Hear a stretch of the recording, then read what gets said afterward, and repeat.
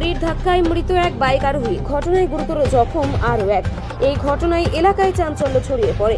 ঘটনাটি ঘটেছে শুক্রবার উত্তর দিনাজপুর জেলার ইসলামপুর থানার মাদারীপুর 31 নম্বর জাতীয় সড়কের উপর।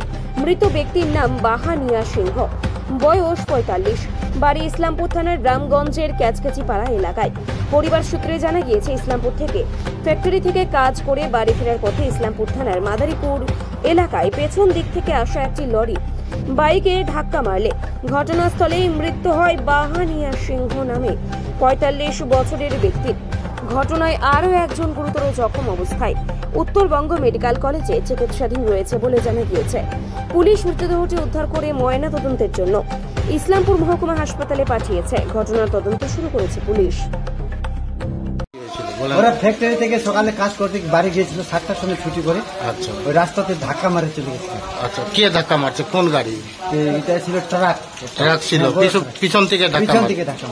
আচ্ছা, এদের বাড়ি কোথায়? বাড়ি আমাদের কেচকেচিপাড়া। কেচকেচিপাড়া।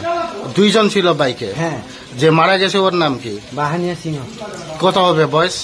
বয়স রাখো না 45। আর যে আহত হয়েছে ওর নাম? ওর নামটা মান সিংহ। মান সিং। ওকে কি মেডিকেলে রেফার করা? এখন অবস্থা ভালোই আছে।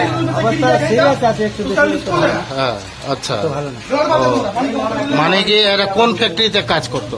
সোনি ফ্যাক্টরি, ইসলামপুর কলেজ মোড়ে। কলেজ মোড়ে। ওখান থেকে বাড়ি যাচ্ছে।